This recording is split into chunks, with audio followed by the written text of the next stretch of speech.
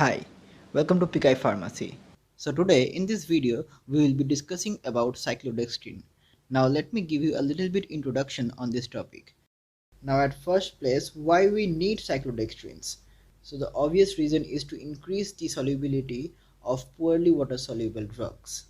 So therapeutic effectiveness of a drug depends upon the bioavailability, that is ultimately the solubility of the drug molecule.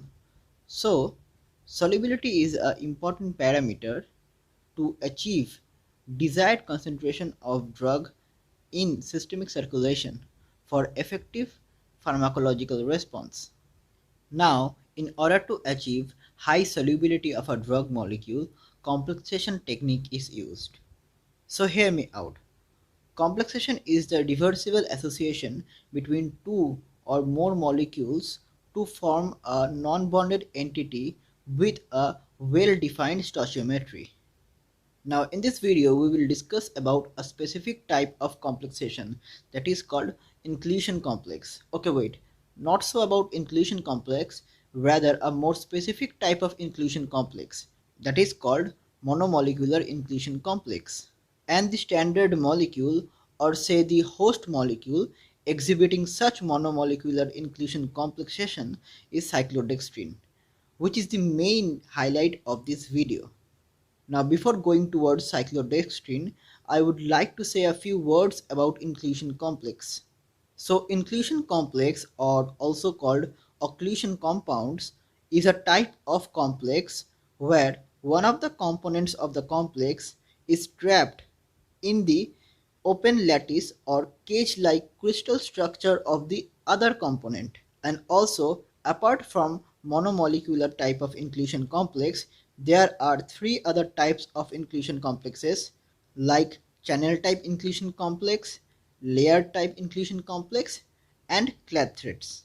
So till now what we can learn is that inclusion complex are formed by the insertion of the nonpolar molecule or the nonpolar region of one molecule into the cavity of another molecule or a group of molecule.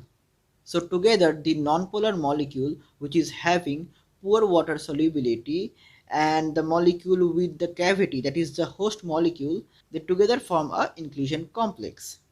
And the most commonly used host molecules are cyclodextrin. Now, if we define, then cyclodextrins are non-reducing, crystalline, water-soluble, cyclic oligosaccharides, and it consists of glucose monomers arranged in a donut-shaped ring. Now, let's briefly discuss about the structure of cyclodextrin.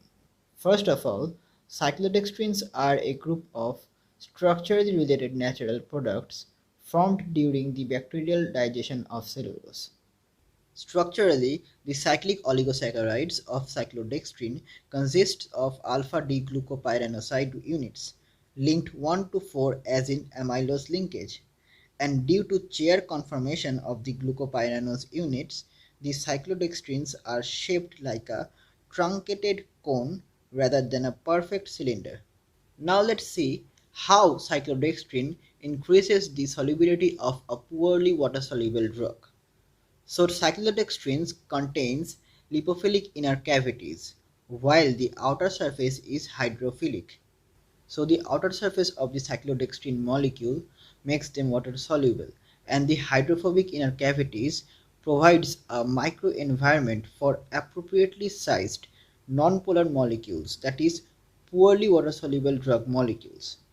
Now, based on the structure and properties of drug molecule, it can form 1:1 or 1:2 drug cyclodextrin complex. Now, there are three naturally occurring cyclodextrins. Those are alpha cyclodextrin, having 6-membered sugar ring molecule, then comes beta cyclodextrin, having 7-membered sugar ring, and also beta cyclodextrin is less irritating than the alpha cyclodextrin after the intramuscular administration. Then we also have gamma cyclodextrin with 8-membered sugar ring molecule. Now, among all these cyclodextrins, the gamma form exhibits the highest water solubility of about 23.2 gram per 100 ml at 25 degrees Celsius. Now, when it comes to the synthesis of cyclodextrins, it is commonly done by synthetase enzyme, that is cyclodextrin glucosyl transferase, and along with alpha amylase. So in the process of synthesis, at first the starch is liquefied by heat treatment or by using alpha amylase.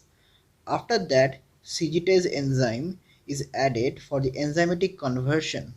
This enzymatic conversion leads to the formation of non-cyclic starch, which upon crystallization produces cyclodextrin.